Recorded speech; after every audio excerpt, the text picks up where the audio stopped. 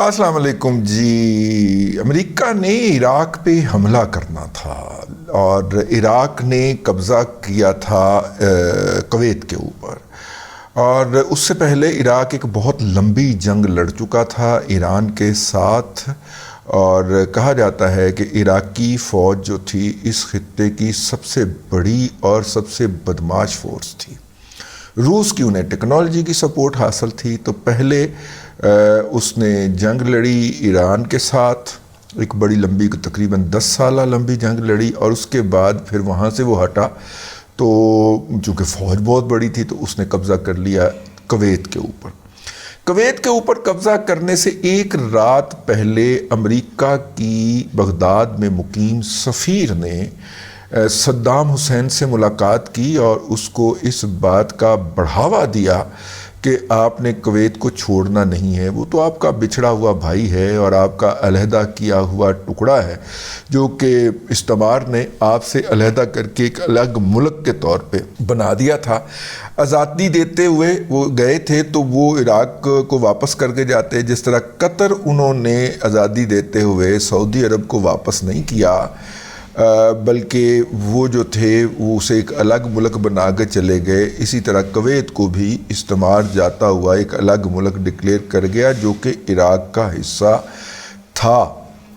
तो इसलिए उन्होंने सद्दाम हुसैन को कायल किया। उसके बाद सद्दाम हुसैन ने कुवैत पर हमला कर दिया और यूं सद्दाम हुसैन और इराक़ियों की बदकिस्मती के उन दिनों का आगाज़ हुआ जो आज तक ख़त्म होने का नाम नहीं ले रहे।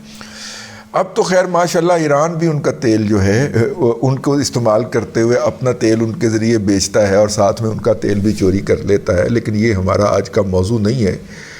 और जो है ये मुझे तमसील या ये किस्सा, ये वाक़या क्यों याद आया कि आज सुबह एक ख़बर फोड़ी गई कि अमेरिका के सफ़ीर डोनाल्ड ब्लूम साहब जो हैं वो पाकिस्तान के चीफ़ इलेक्शन कमिश्नर जनाब सिकंदर सुल्तान राजा साहब से जाकर मिले हैं और उनसे बाहमी दिलचस्पी के अमूर पर तबादला ख्याल किया है और उन्हें कहा है कि अमेरिका जो है वो पाकिस्तान में अपना सही नुमाइंदों के इंतखाब के लिए होने वाले किसी भी अमल की सपोर्ट करता रहेगा। ये डेविड ब्लूम साहब वही हैं जब ये पाकिस्तान के अंदर इनकी तकर्री हुई और ये तकरीबन 4 साल के बाद किसी अमरीकी सफ़ीर की पाकिस्तान में तकर्री थी। उससे पहले अमरीकी सफ़ीर इमरान अहमद ख़ान नियाज़ी साहब के पूरे दौर में पाकिस्तान में मुकीम नहीं रहा।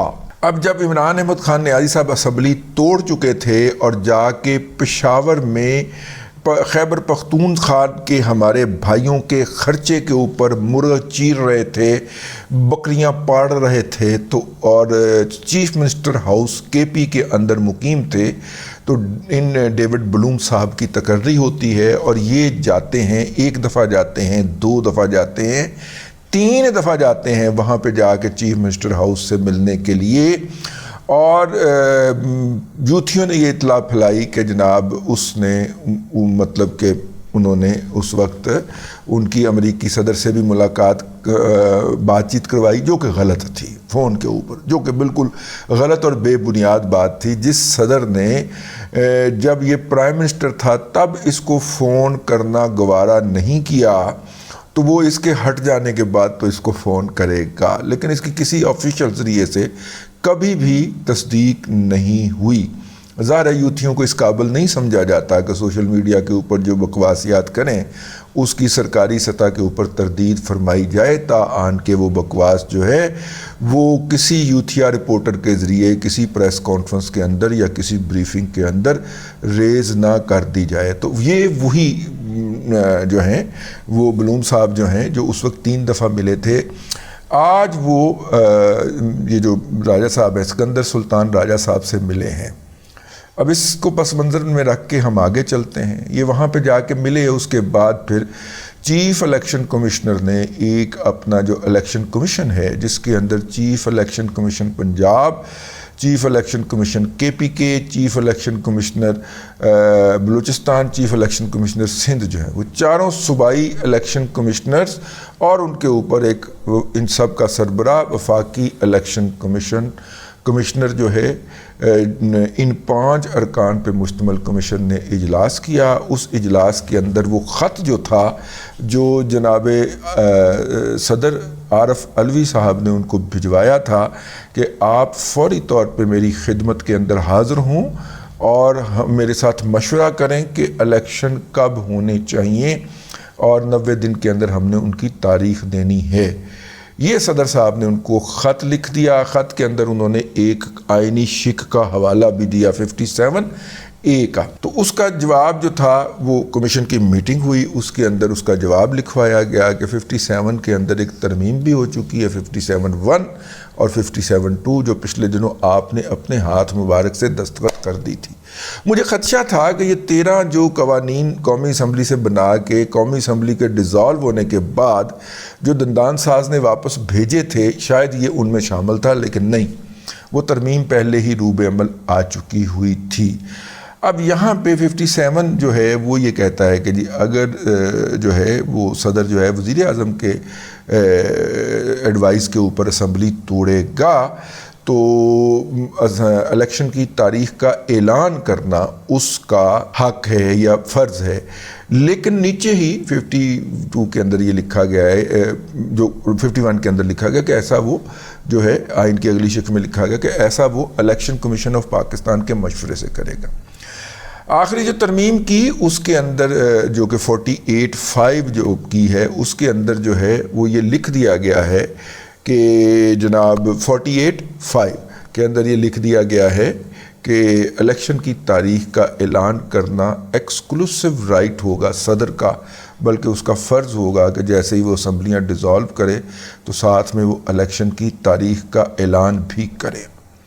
اب 48(5) جو ہے اسے یہ حق دے رہا ہے کہ وہ الیکشن کی تاریخ کا اعلان کرے, اور 57 جو ہے اس کا سب کلاز 1 ہے یا 2 ہے, وہ اس کو کہہ رہا ہے کہ جناب وہ اس کے اوپر جو ہے وہ پابند ہے. درمیان میں جو ترمیم ہو جاتی ہے اس ترمیم کے مطابق جو ہے وہ یہ ایکسکلوسیو رائٹ کر دیا جاتا ہے. میرے خیال یہ 57(2) ہے کہ یہ الیکشن کمیشن آف پاکستان کا ایکسکلوسیو رائٹ ہوگا کہ جیسے ہی وزیر اعظم کی ایڈوائس کے اوپر اسمبلیاں ٹوٹیں, یعنی کہ اپنی مدت پوری کر کے نہ ٹوٹیں بلکہ اس کی ایڈوائس کے اوپر اسمبلیاں ٹوٹ جائیں, تو پھر الیکشن کے انعقاد کا اہتمام کرنا اور اس کا اعلان کرنا وہ الیکشن کمیشن آف پاکستان کی ذمہ داری ہوگی.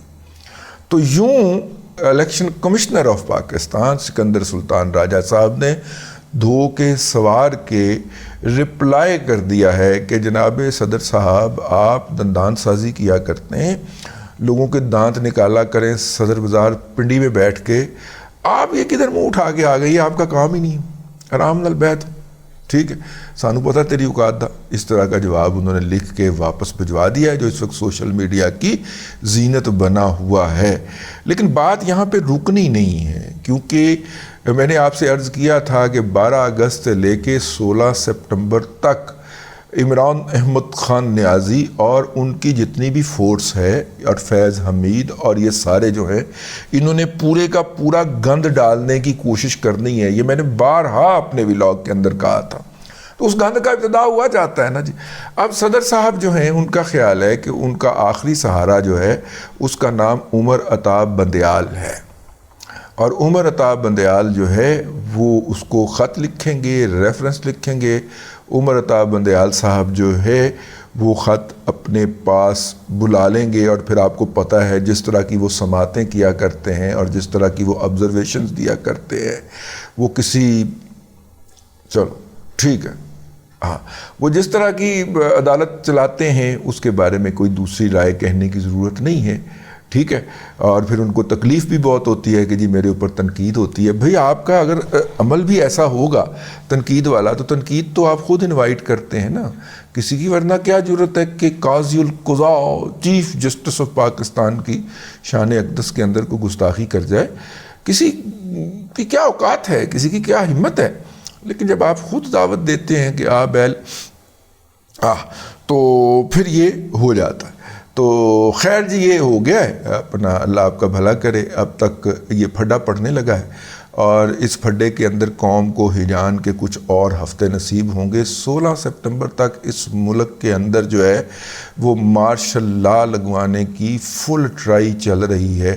اب دیکھتے ہیں کہ مارشل لا لگانے والے جو ہیں ان کے اعصاب مضبوط ہیں اور وہ اس ملک پہ رحم کھاتے ہیں، یا وہ عمر عطا بندیال اور ان کے ماسٹر فیض حمید کے ٹریپ کے اندر ٹریپ ہو جاتے ہیں۔ لڑائی تو اصل حافظ منیر تے فیض حمید دی ہے نا جی، ٹھیک ہے نا، کہ مجھے چیف جسٹس نہیں بننے دیا، اس کو بنا دیا، تو لڑائی تو بنیادی طور پہ یہ چل رہی ہے نا۔